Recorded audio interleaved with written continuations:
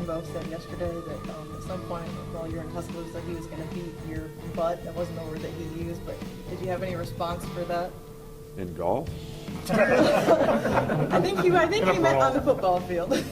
Well, I'm sure there'll come a day, you know. Let's go! Right here in the middle of the damn field! Let's bring it down, Tigers on 3! Hell yeah! Because this is our house from now on! Yes, sir! Tigers on 3! 1, 2, 3, Tigers!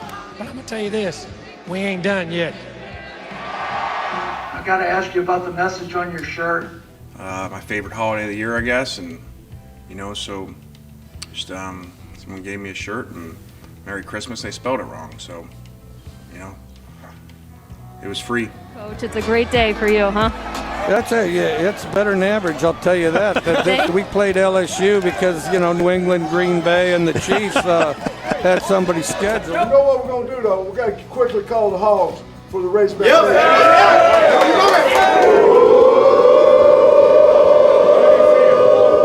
Big Tone! Turn that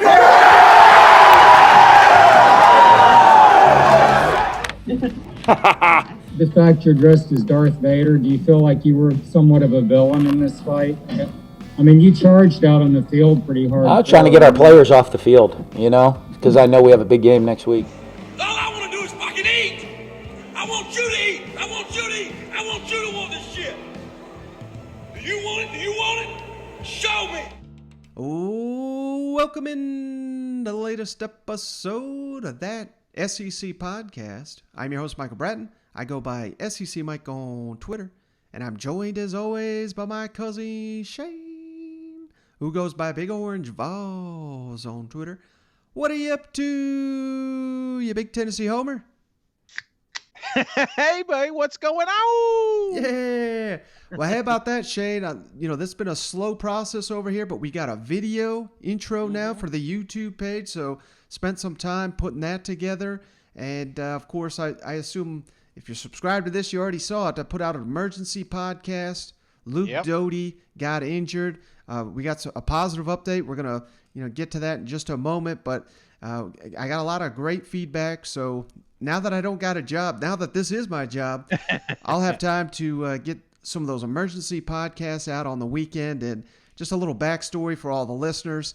That was Shane's idea, so we got to give him credit. He says, man, you've got to put something out on Luke Doty. And I said, oh, are you offering to jump on? He said, oh, hell no, I'm not doing nothing.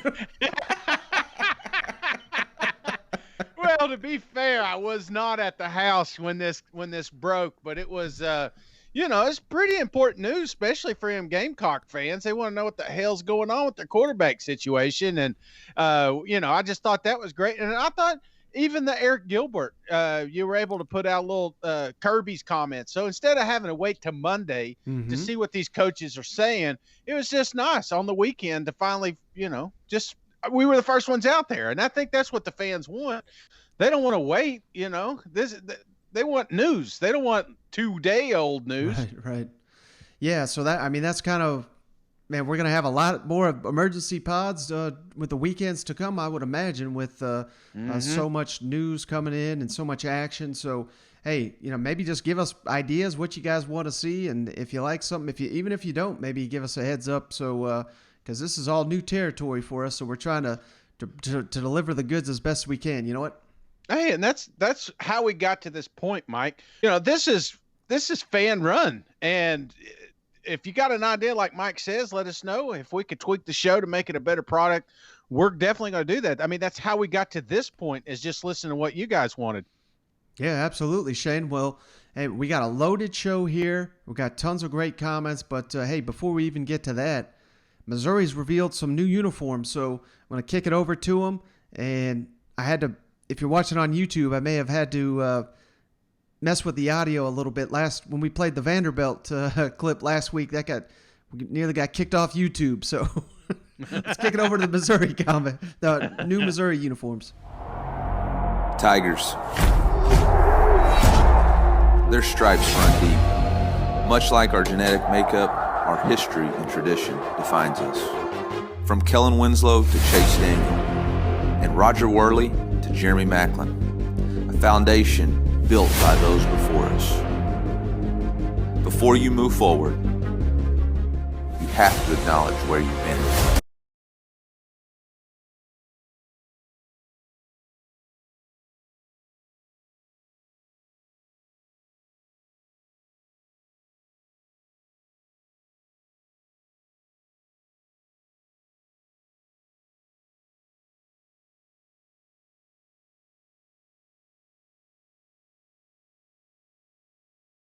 This is the new zoo, and these are our stripes. All right, Shane, so Mizzou's got some new look here for the second season of Eli Drinkowitz era. What do you think about these ones? I'm not going to lie. I was a little worried because when you send this thumbnail to me, it looked like they had orange pants. And I was like, I don't see them pulling that off. But once I clicked on the video, thank God there was no orange pants. I thought the new look looked pretty sweet, man. I think I love the colors that Mizzou has to work with, and they've always been pretty good about getting some pretty hot uniforms out. This year's no different. I think the fans are going to be excited. Yeah, and I think we had a couple screenshots of these uniforms, a couple days, maybe even a couple weeks ago. So it's nice to see them in a video format. I think they look terrific. So almost universal praise I'm seeing, not only from Missouri fans, but fans across the SEC. Well, one other thing. And I will say, man, they don't mess around with the uniform hype videos either. I think they lead the SEC with uniform hype videos. And getting Eli to kind of orchestrate this thing, I thought it was a good touch. Well, speaking of something we can all universally get behind here, Shane, just wanted to make this quick note in case not everybody sees the reaction there, but Florida Gators legendary beat writer Pat Dooley, he had tweeted out over the weekend that Florida is not going to allow for tailgating for the season opener, the home opener there against Florida Atlantic. And let's credit Scott Strickland. We'll throw up his tweet right here. He's said that is not the case at all. So it's great that sometimes information gets out there that's not accurate. So I just wanted to clarify that up. That Gator fans looking to attend the home opener, the season opener against FAU, can show up early and drink them some beers and have them a good time. So let's pump the brakes on anyone that's trying to downplay how great this season's going to be. You know what? What's the seating capacity over Ben Stadium there? I think it's like 87,000, I think. So let's get 80-something thousand together, but you can't drink beer outside the stadium. You just park and you walk in and enjoy the game. No fellowship at all. Haven't seen some of these bastards in 2 years because of COVID. I don't want you hanging out. You crazy? You ain't going to stop them. No chance in hell. You know what? No way. All right, one last thing here before we go kicking around the league, Shane. I just thought this was great, but Texas A&M, man, they had a big weekend on the recruiting trail. Landed I believe a 5-star target here from Georgia by the name of Dion Bowie.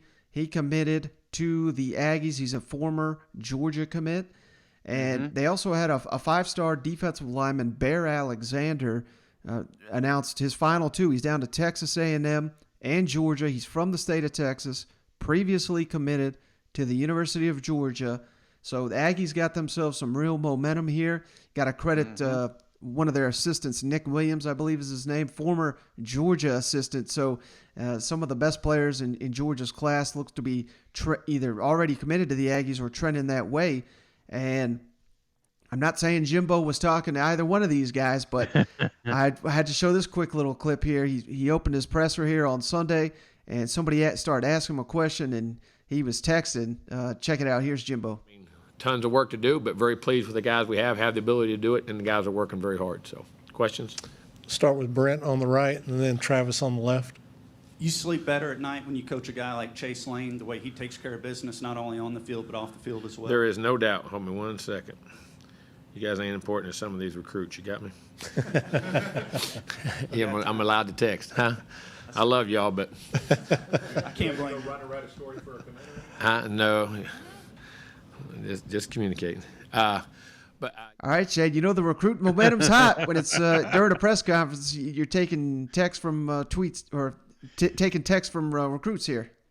Yeah, the old saying, Mike, always be recruiting, No, this is great, and this is what you want to hear from your head ball coach. And I just love how he's like, he was trying to think in the back of his mind if he was allowed to be texting. He was like, wait a minute, I don't want to write any articles today. No, we're good. But all right, Shane, a lot of scrimmages all across the SEC, a lot of news and notes. You ready to go around the league? Let's do it. Now let's go around the league. My daughters said something about me wearing a visor and need to put on a hat because I'm getting bald. So I'm going to wear a hat from here on out. I mean, if you look over the next 6 years, I think we played Miami 3 times, Florida State 6 times, South Florida 3 times, Mississippi State once. So who's the SEC teams? You know, I mean, I think it's an injustice for the kids. We should mix those games up, and you should, play more teams from the West. Why don't you start calling around and see if you can get somebody else to play us, and we'll play them. We'll play anybody you can get to play us. At Louisiana, hold on a second. Hey guys! Hey! I'm having a press conference, okay? Thank you.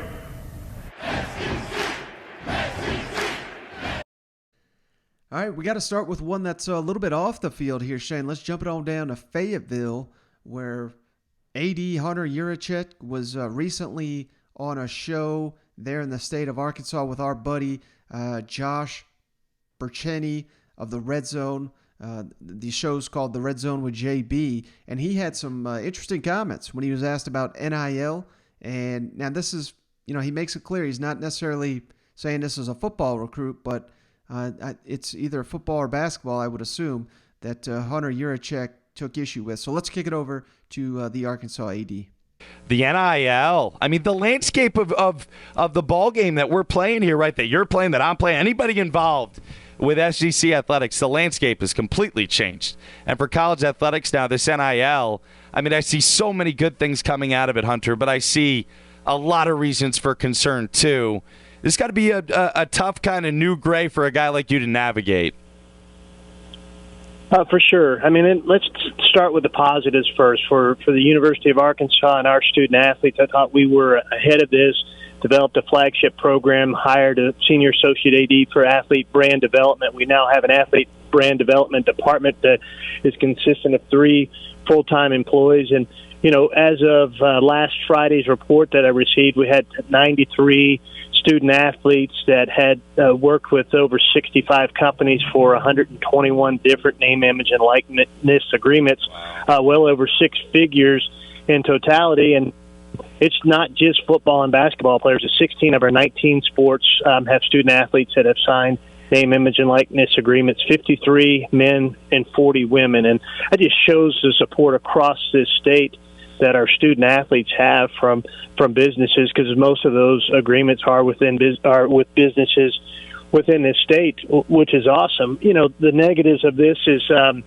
what happens in the recruiting process. We feel like we may have lost a recruit in a particular sport that will go unnamed because a school promised up front that recruit a name, image, and likeness agreement, which is illegal by kind of the basic name, image, and likeness rules. But right now we have 50 different rules because each state gets to kind of operate under their own premise. And so we need some, whether it's NCAA or federal legislation, so that we're all kind of operating from the same playbook as far as name, image, and likeness goes moving forward.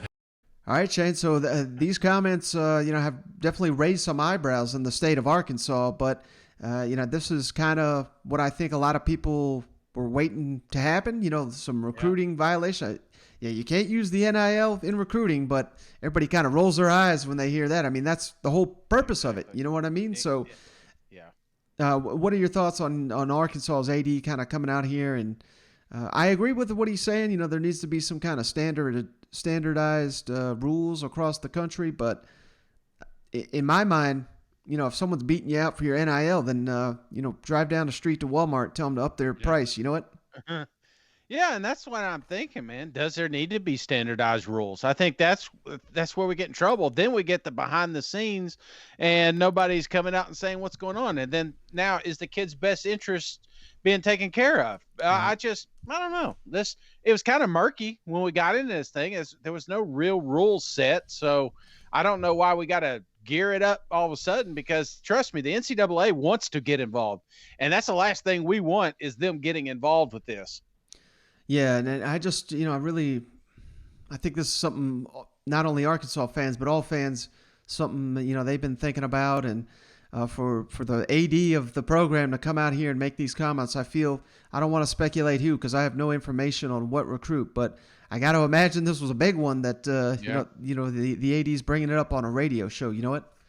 Yeah, but I mean, hell, you got Miami coming out saying, hey, come down here, you're automatically gonna make some money. I'm telling you right now, I don't care who you are. So I don't understand what's the big hoopla of this. I understand you lost somebody, maybe you're a little sour about that situation, but come on, man, Arkansas, you got money. It ain't gonna be hard to get some of these kids paid. So you want to be competitive, you want to play with the big boys, Hunter, you got to get this NIL figured out, because you can't afford to lose recruits because of money. Yeah, and I know Arkansas's already got some NIL deals in the works. Remember, I believe it was Grant Morgan at SEC Media Days. They said, they bought him a house. So, I mean, it's like, if you do well at the University of Arkansas, they'll take care of you. You know what?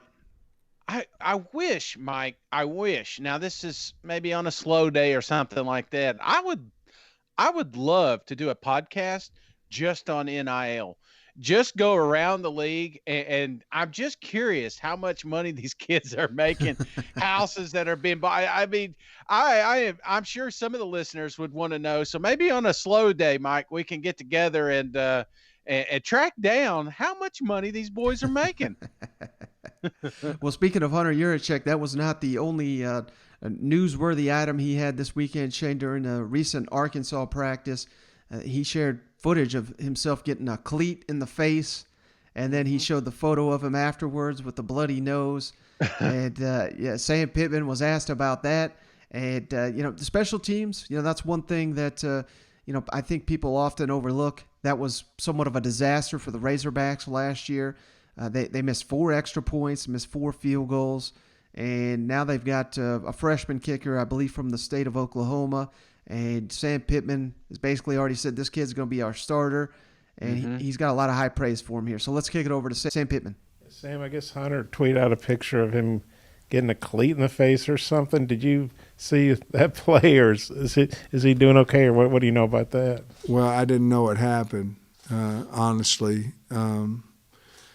And I visited with him about it right before I walked in here, because I didn't know what happened. My wife was at practice, and she told me that Hunter had got a cleat in the face, and by the way, the cleat was on somebody's foot. It wasn't like, somebody threw a cleat at him. It wasn't like Florida where the guy threw a shoe or something. Well, I'm not commenting on none of that. I'm just saying it was on a guy's shoe. He was trying to get out of the way. And Coach, I wonder if you could expand on Cam Little. Just, you sound pretty confident with him. Just what's in his makeup that kind of leads to the consistency. Yeah, he knows how to kick the ball between them 2 deals, pretty consistently. We had a hurry field goal situation the other day, and it was 57, and he kicked it 65. I guarantee you, kicked it right through the middle, and his leg's a lot better than what it was, in my opinion, from the spring. He just really had a good spring. Our kickers, kickoff Vito's kicking the ball well, but Cam's, I've watched him enough I've got a lot of confidence in him. All right, Shade, it's not often we talk kickers on here, but like I said, it was such an issue for Arkansas last year that, I figured the fans would appreciate that. And I love the fact that Sam Pittman, he walked right into that Florida Gators joke, but he was not going to make it, was he? No, he was not. I was hoping that did you see the tweet that Hunter put out after this video came out? Oh, yeah. I'll throw it up now.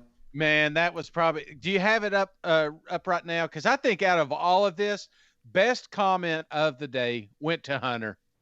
All right. It says a big thank you to Coach Sam Pittman for sharing video from today's scrimmage to validate I was indeed at the scrimmage and not on a motorcycle. Come on now.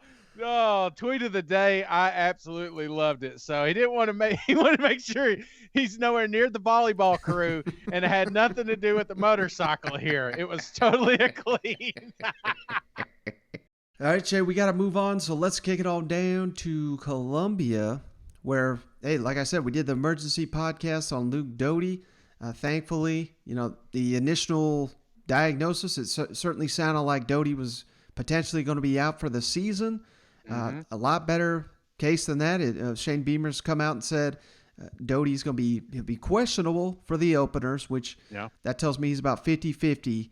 But, also some gamesmanship here. They don't want to reveal who's available and who's going to play quarterback. So really good stuff here from Shane Beamer. So let's kick it over to him, who talks about Luke Doty. And then more importantly, Shane, Shane Beamer's been a very positive guy. He's got the backs of the fans and the media and everybody. But, man, he came out heated here. He was pissed off. And then obviously the big elephant in the room is Luke Doty. In his situation, he got stepped on in practice yesterday in one of the very last periods on a red zone play. Got stepped on, continued on, ran the ball in for a touchdown. Actually, after practice, foot started bothering him. He got a ton of tests done this morning. Right now, it's a sprain in that foot. Thank God it's not as serious as we thought. He's questionable, I would say, for the first game right now. It is not season-ending, and he's in great spirits. He was out here today at the scrimmage, and then left to get some rehab work done to get it started to accelerate that process. But we'll reevaluate here in a couple weeks. But Luke's in great spirits, and optimistic he'll be able to play in the first game. But if he's not, it'll be shortly after that. And the team is in great spirits. I know there was a lot of doom and gloom. I saw and heard a lot about how the hopes of our season hinged on the results of an MRI. And frankly, that's bullcrap. We've got a hell of a football team. And whether one guy's in or out, we got 117 other guys that are ready to step up no matter who's out. We got Kevin Harris out right now. We haven't it's not doom and gloom right now. It's the great opportunity for everybody else. Cam Smith is out right now. He's working hard to get back and to overcome that. And we got a great group of guys that, frankly, I'm glad they don't listen to the outside narrative, because the outside narrative, from what I was told today, was all doom and gloom and the season's over and, oh my gosh, what are we going to do now? What we would have done if we had gotten bad news on Luke is we would have come right out here and had a hell of a scrimmage this afternoon and gotten ready for Eastern Illinois, which is exactly what we did. Luke feels the same way. The entire team is excited about what we have going on. The entire team is excited about where we are as a program right now and what we're doing in preseason camp, and the entire team is excited and cannot wait for practice this week and then September 4th in Williams-Brice Stadium, myself included. With that, I'll answer any questions. Well, Shane Beamer is not here for no doom and gloom here, is he? Yeah. I mean, but he should be. I'm going to tell you why, Mike, because, he made the reference about Kevin getting hurt, and we didn't freak out. Well, that's because you got a freaking stud backing him up, and one Marshawn Lloyd. They don't have a stud backing up Doty. That's why you did the emergency podcast, man. That just shows you there's a few pieces on that team that we cannot afford to lose right now, and the biggest one is your starting quarterback. Yeah, I got you. I mean, that's why we threw it up there. It was such a impactful potential injury that again, Luke Doty, it sounds like, he could play even as soon as the opener. But, what this is really referencing, Shane, is just, in my opinion, the end of the Will Muschamp era, and just a lot of bad blood between not the entire program, that'd be ridiculous, but a lot of the Muschamp guys and the guys that were loyal to him and you know, guys that were still on the coaching staff that have moved on to like Auburn, but you know, there was just some negative energy here, and I think that Shane Beamer, you know, had not really experienced much, if any, of that since his time at Columbia.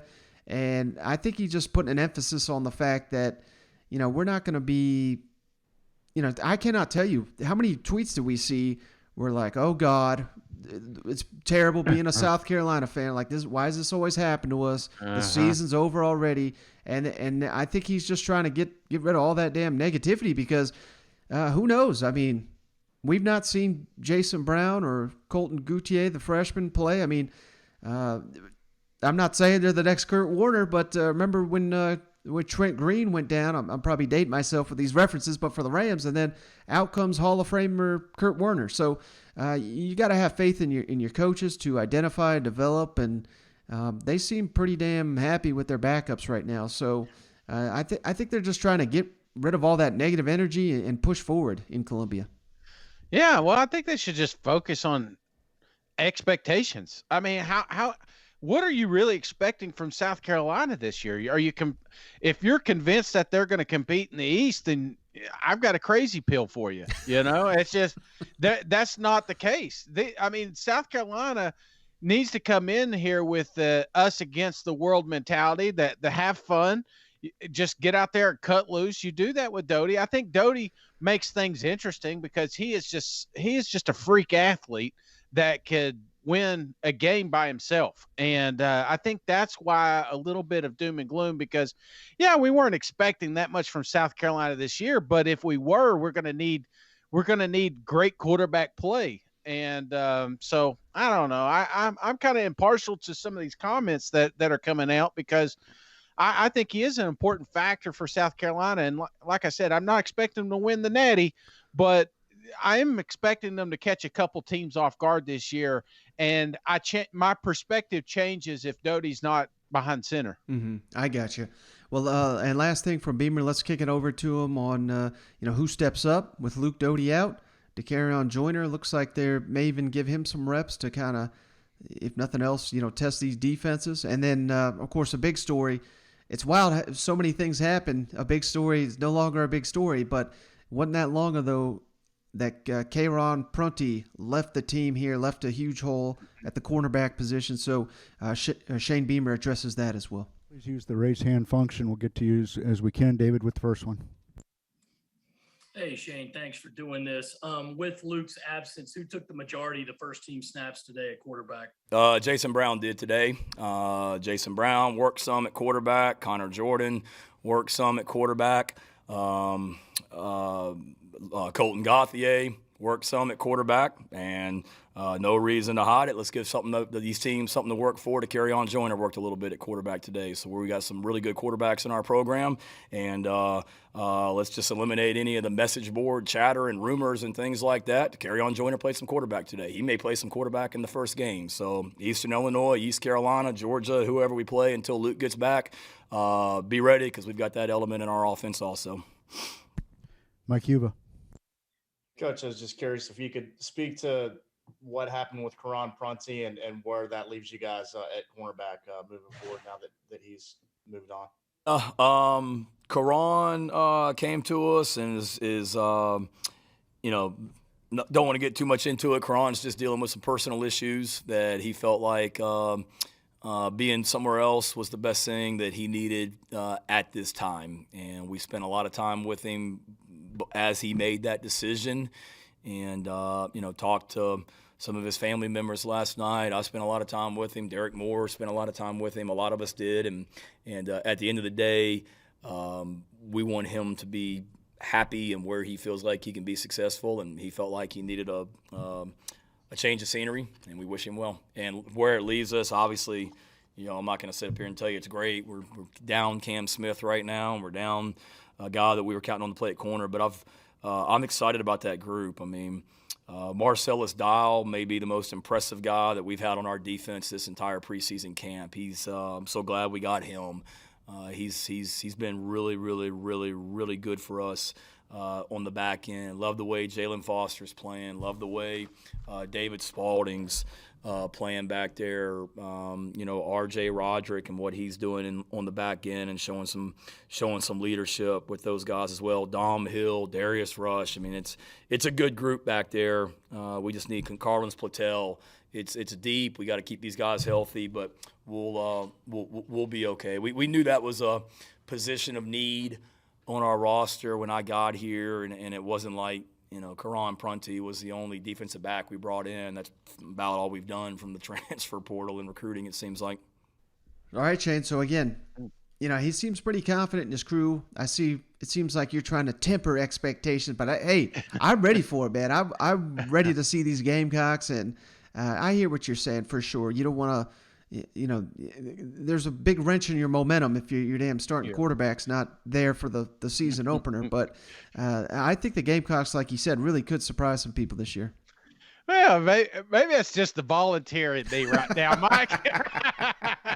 I mean, every year I thought this was going to be our year that we break out, and I've just got beaten down so much by Coach Pruitt and crew, and I've just if we win a couple games, we win. I hope we make a bowl game. That's it. So that's where I'm at right now. And I just want to the thing is, South Carolina does have a lot of talent. They do. Maybe not top to bottom, maybe not a lot of competitive depth, if you will, but South Carolina has some pieces on that team that could be very intriguing in certain games. And I just think Doty was one of those, and I hope for a speedy recovery. When do they play Tennessee? Is it early in the season? No, late in the season. God, yeah, he'll come in week before, light us up. But I just think Doty's one of those guys that was going to get one of those fence riding games, and I think. I don't know, positive comments. That's the thing. Over the weekend, we had the emergency podcast, but I think right now I'm having a little better perspective. I still think it, judging by the coach talk, it sounds to me like it's going to be a 2 to 3 week event at least. But I don't know. Maybe it does show up week 1 or 2. All right, Shane, sticking in the East, let's kick it on down to Lexington, where we just had some breaking news because the Kentucky Wildcats have named Will Levis, the Penn State transfer. He's the starting quarterback there for Mark Stoops. It's pretty interesting that they named it so early. I guess it wasn't much of a competition, really. And following that news, Shane, as the way college football works now, Joey Gatewood transferring out there at Kentucky. So all of a sudden, Kentucky is, we got an answer at quarterback, and then Bo Allen is going to be our backup. So some big news here out of Kentucky.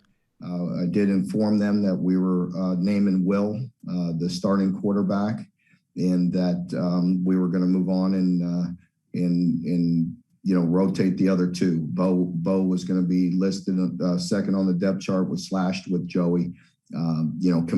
Continuing to compete for that position. So that's where it's at. After I met with the 3 quarterbacks and we had the discussion for some time, I wanted to talk to Joey privately, and I did that and visited with Joey and told him how much I appreciated how hard he's worked. I know he's been through this before, so I knew it would be especially tough decision, not what he wanted to hear. And so we had that discussion, had a good talk.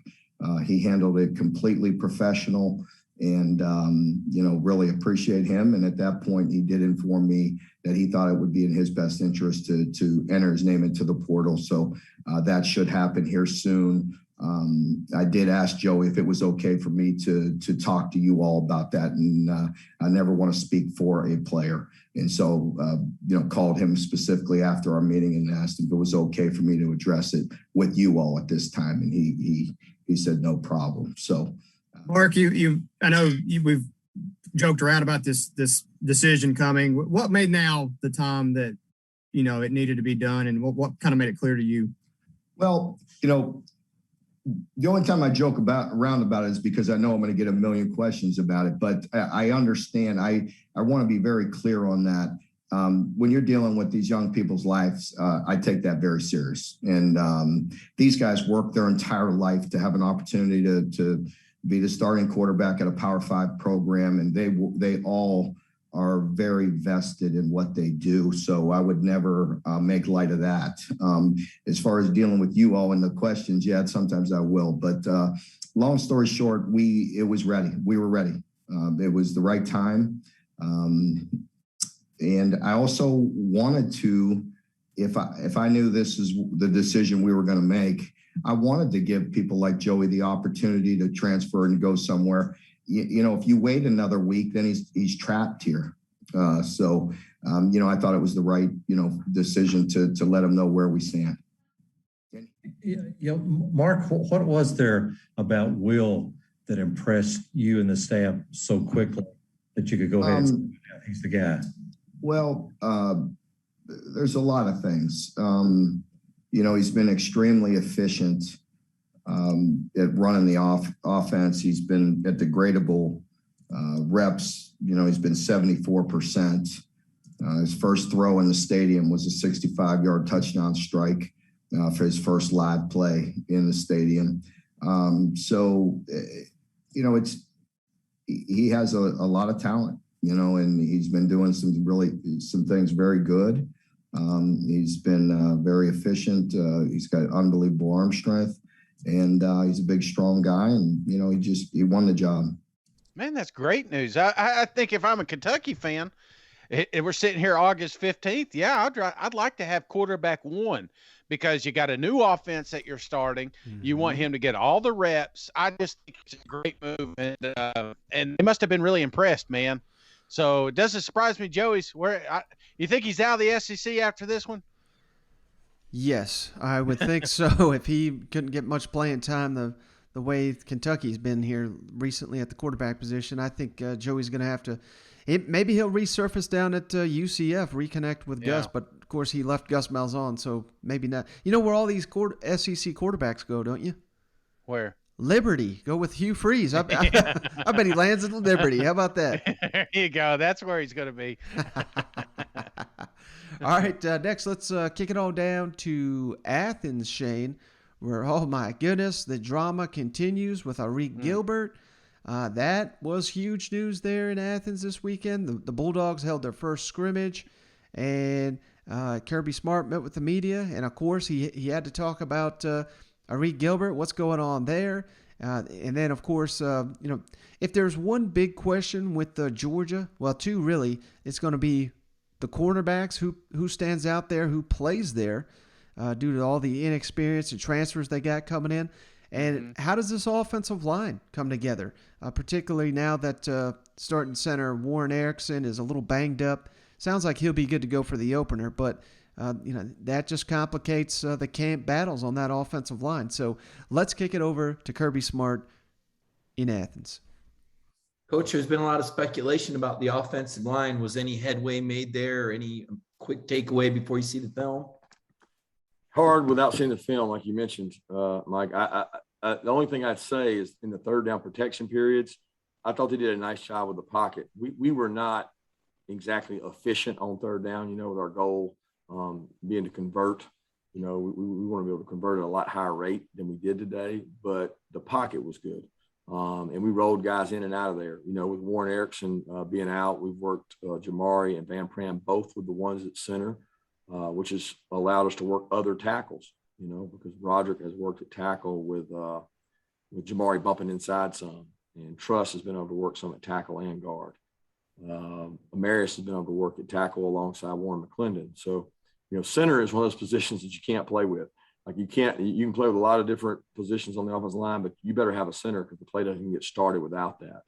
So Blasky has worked there. Jared Wilson's even worked there some, but primarily it's been Jamari and Van Pran as we work to get Warren back. But, I thought that we ran the ball and made some holes in there. I thought we protected consistently, but we didn't make a lot of plays in the passing game that I'd like to make. Coach, you mentioned Warren Erickson. Kind of what is the update on his injury situation as far as the secondary goes? Just kind of what did you gather from those guys today? Warren, feel good about him. I mean, he's actually, he's a classic. He's behind the play, mimicking the snap, making his points, making his calls, looking at the defense from 30 yards back, taking every single rep and practicing on air. He has a cast. He's going to be able to.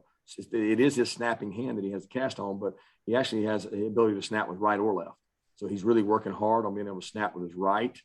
He's going to be cleared to get back in the next week or so. It's just going to be a matter of playing with a cast. So we've had people play with that injury, but we've never had a center with a snapping hand play with that injury. So that'll be the key. He may work some at guard with that injury present and do it. And then secondary wise, we didn't get stressed as we do sometimes out there. We didn't have as many mismatches, and with some of those guys out, Kieris and Burton being down right now, it probably wasn't as much skill, but they competed hard, played hard. For a first scrimmage, we tackled okay. We got a long way to go tackling, but most first scrimmages, my bar is not real high because we have not tackled live. We had to tackle live and thought they did some decent things. And we have experience at the star and safety position. We just don't have a lot of experience at the corner position. Kirby, I needed to ask about Arik Gilbert. What's going on with him right now? Yeah, Arik's, we're dealing with some personal issues, and we love him. We're thinking about him. We're trying to help him. I think when you think about a medical staff like Ron Corson has, he has so much experience in dealing with these issues, and our thoughts and prayers are with him right now as he deals with those personal issues, and we hope to get him back soon. All right, Shane. So old Kirby, man, he went on a deep dive there, didn't he, on a simple secondary question? Yeah, I started drifting a little bit there when he started getting deep down into the depth chart, but it's that time of year, Kirby. So I don't think it's all bad news down there. I mean, I hate to hear about Arik. And what is he working? It's not an injury, just personal, something going on. Yeah, no one's really saying, but of course, I mean, he had issues at LSU. Yeah. He committed to Florida, decommitted. A lot of people thought he was headed to Tennessee, and now he's at Georgia. I mean, I hate to make fun, but I did see someone on Twitter, I thought this was great, said, hell, he'll be the first guy to play for all 14 SEC teams. Oh, man. And I just hope, I hope that he does grab root quick. I think he's a hell of an athlete.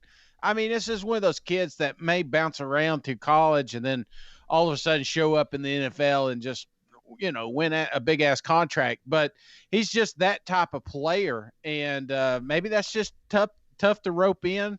I know he's got a lot of things going on, a lot of irons in the fire, and I don't want to speculate, but you'd like to get him on the field, especially with Pickens out. He has that X factor where he can get a couple people, steal some coverage, and help some of these other receivers break through. But, Georgia's loaded at receiver, so I don't know how bad they're really going to hurt with these guys out. I mean, it can't help, but I don't think the drop-off is nearly as severe as people think.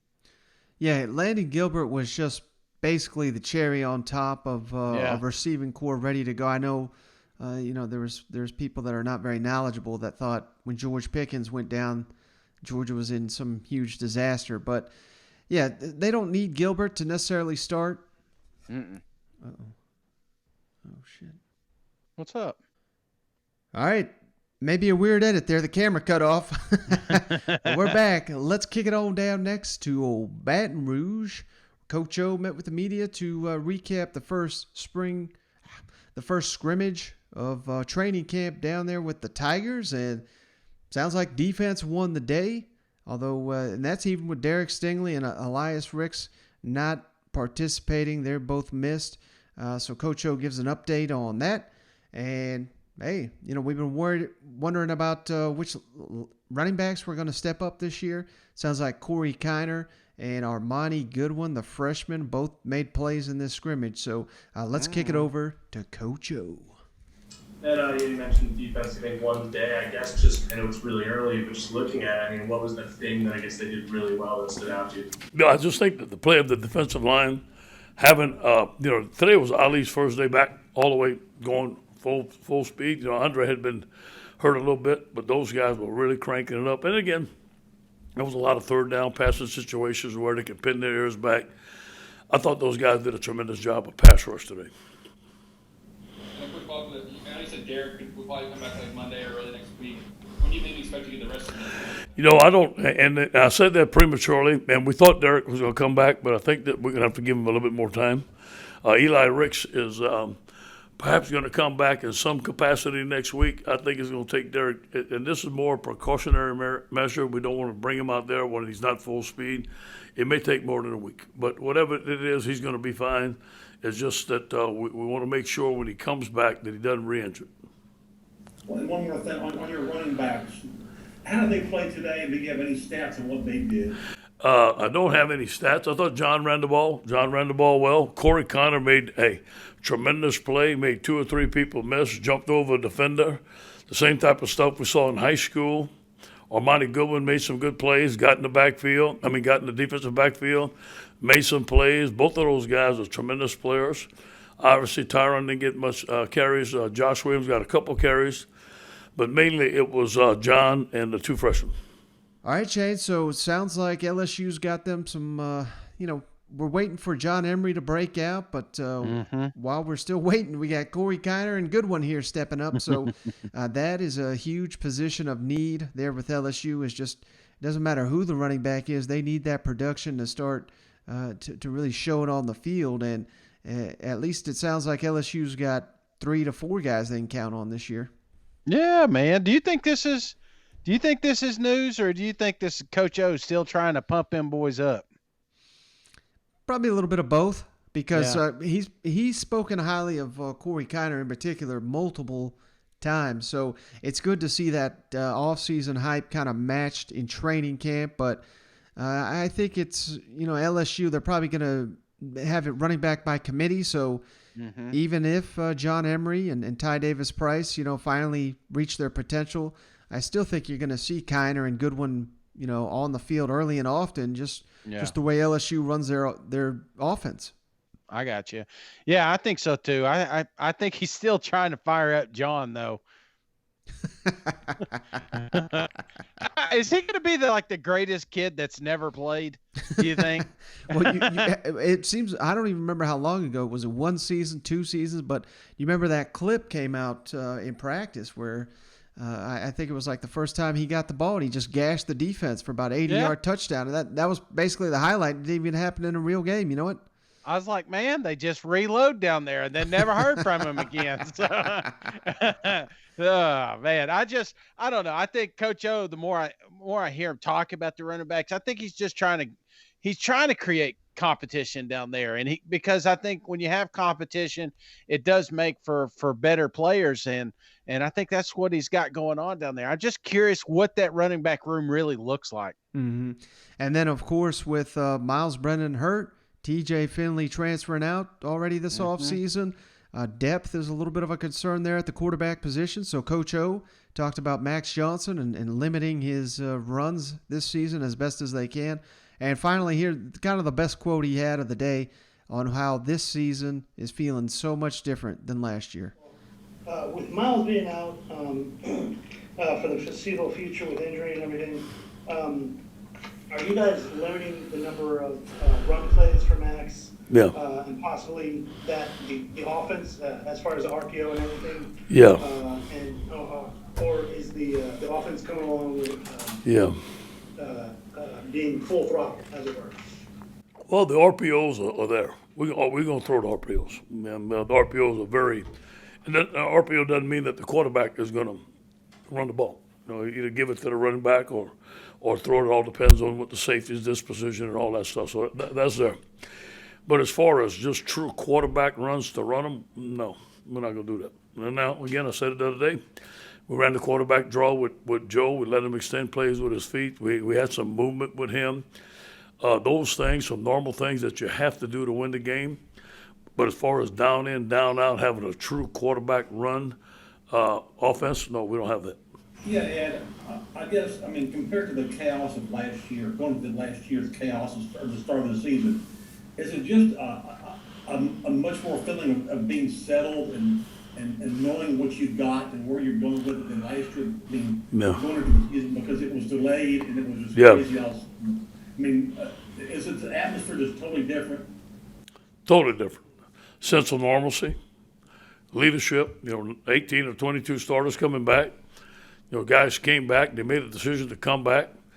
We got a great freshman class, a great class, coaches that are hungry. I think it's completely different than the atmosphere last year. There was a lot of outside influences that caused negativity and there's some stuff that we couldn't control. So I think none of that stuff has happened now. COVID seems to be for us. We still have our standards, which we need to follow, but it's not that we thinking of are we going to play, not going to play. We're feeling we're going to play. We're feeling like the stands are going to be full. So we're excited about that. All right, Shane. So it's comments like those is why I'm so high on LSU because I'm hearing the same things there with the new coaching staff all around. I think I read a stat that LSU's coaching staff is on average 20 years younger than what it was just last season. So if nothing else, they have coaches now. I think that can really get their message across better to the players. Yeah, I mean, Coach O's always been a player's coach, so that's one kind of vibe that you're getting out of that camp is just they're having fun, and it seemed like last year there was a lot of pressure on them to repeat what they did, and they were a young team, and now they got a young coach staff, but I think that's a good thing for these guys because they got somebody they can relate to a little bit more. Mm-hmm. All right, Shane. Final update. Let's jump it on down to College Station. Where Jimbo, we already played his Texan recruits comment there, but he had some other ones that were pretty good on Devon Achane. I think this is a guy, most SEC fans know him. He was the Orange Bowl MVP, but just his first season of college football last year. I think he's one of the biggest breakout candidates in the entire conference. And then on Jimbo's such an experienced guy, so he knows what he's doing. But anytime we get comments like this from a coach with so much success, I like to play them on just kind of how they manage their training camp. And, there's a difference between getting your guys physically ready and mentally ready. And it's just, I just thought these comments were pretty interesting from old Jimbo. Jimbo, what's your general approach during camp in terms of practicing with a level of physicality while also preserving legs for the balance of an entire season? Well, you got to get your legs first. There's training legs and there's football legs. You got to get your football legs before you can preserve them. What are you preserving? You know what I'm saying? And also, you worry about legs. I worry about the mind more than the legs. If the mind's right, the legs work. There's a physical part of it, but when the mind's right, then let the legs get tired. And you understand that. And it's more important to get the mind right. And you have to get guys tired. You have to get them banged. You have to get them bruised up.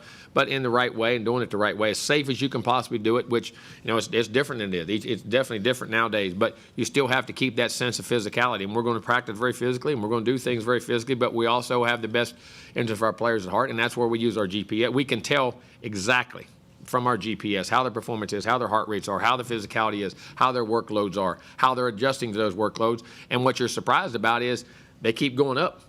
Those guys, it's amazing. It's just like I'm a proponent now, and everybody gets into this in the pitching world and all the throwing world, and I can start a heck of an argument.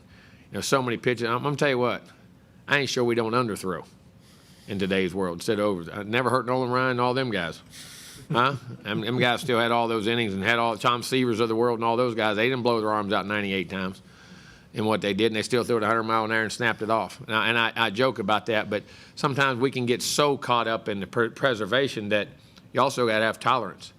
And you also, if your mind is strong, your body goes with it. But we understand that. I understand that part of it, and there's a fine line as a coach you have to walk. But the good thing, we have the information from the GPS that identifies it exactly.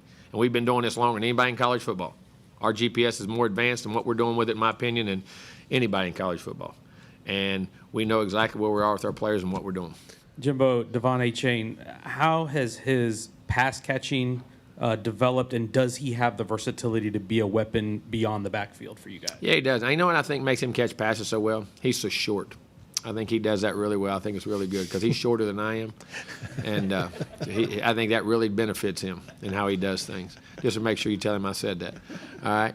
But, no, his hands, he really is. He's a natural. He has natural ball skills. I say this all the time. He's great at track. He got qualified in 100 and 200 meters in the 10 flat and a 20.2.